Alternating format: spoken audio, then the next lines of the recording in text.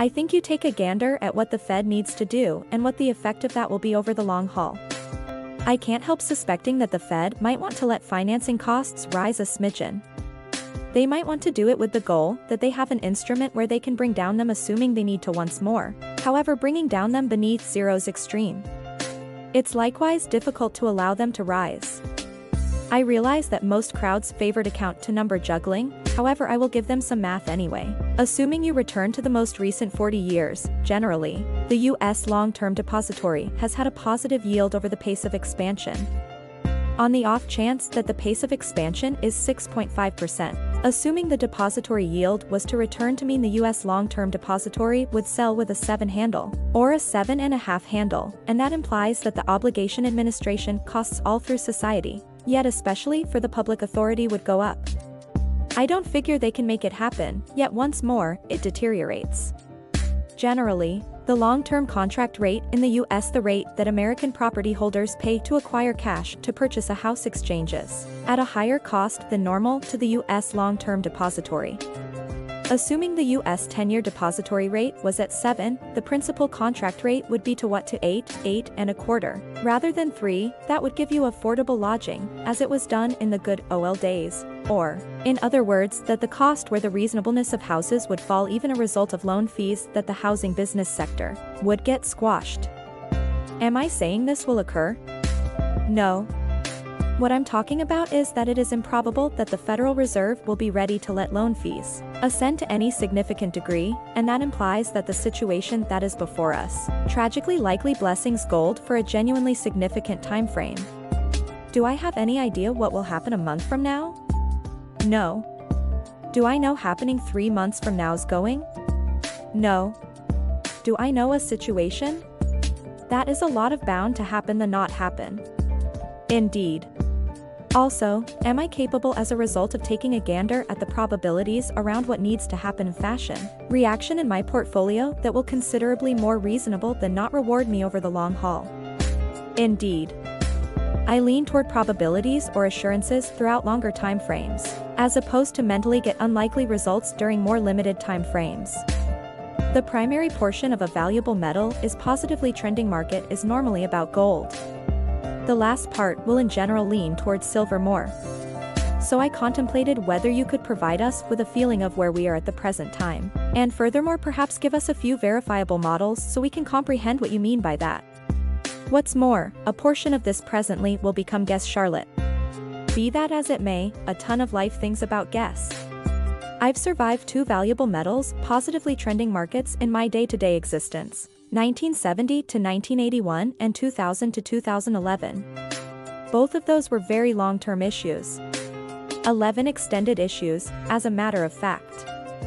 I accept that the positively trending market that we're in now most likely started off in 2018. So we're 3 years into a buyer market. That's what I propose assuming past is preamble, needn't bother with to be, yet assuming past is preface. There's likely 7 years to go. So we're likely still in the primary portion of the buyer market. Furthermore, we discussed before positively trending markets have significant dementia. The gold cost currently has gone from what 1,000 to 1,800 US something to that effect. What's more, individuals say, indeed, isn't the positively trending market over? At the end of the day, gold's up 40%. All things considered, first positively trending market gold was up 25 overlap. Second positively trending market gold was up 6 crease. Am I saying the gold will be up 3 or 4 overlap?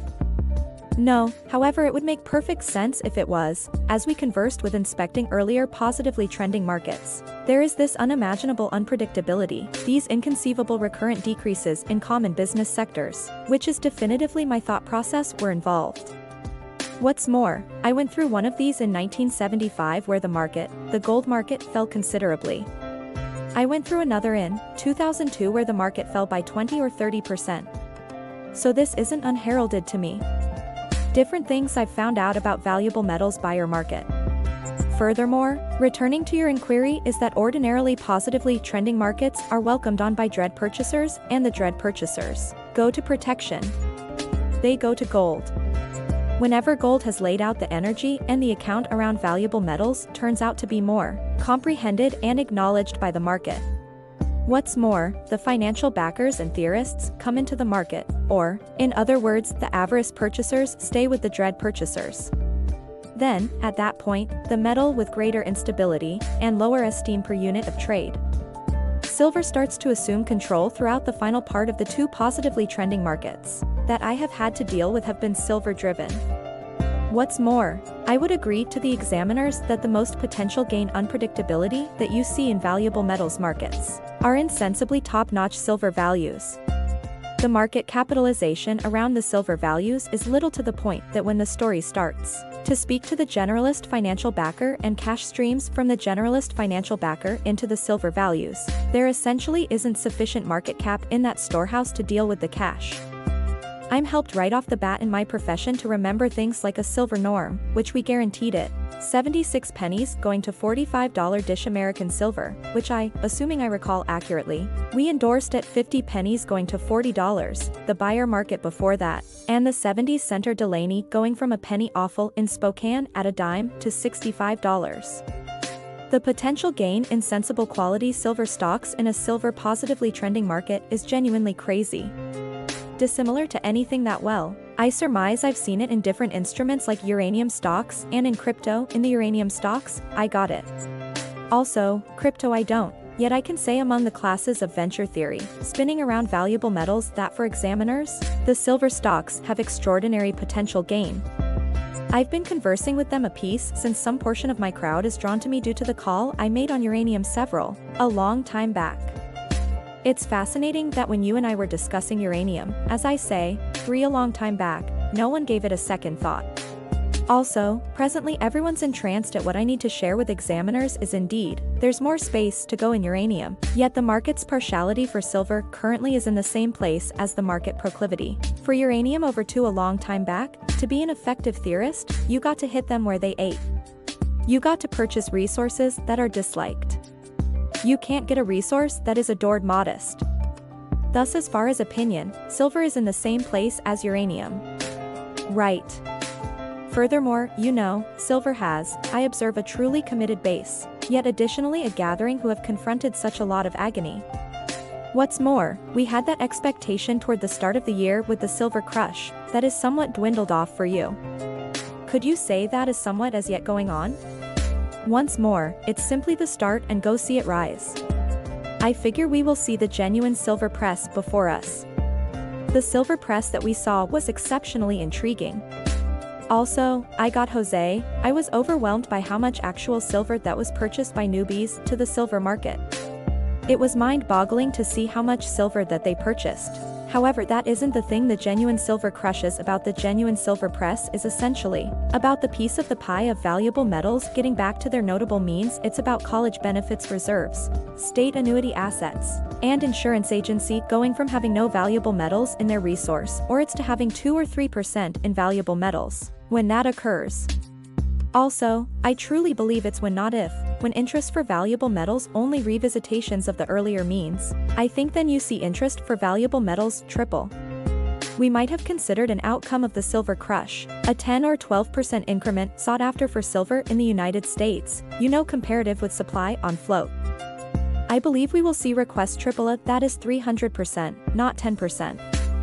What's more, when you have a 300% expansion sought after with no attendant expansion in supply, since you can't increment supply that much, the value activity can be incredibly sensational. So I imagine that the silver crush that we saw was an intriguing peculiarity. It lets us know that the manner in which the world ventures guesses is changing. The data doesn't have to come from Pursue Bank or the Divider Road Diary.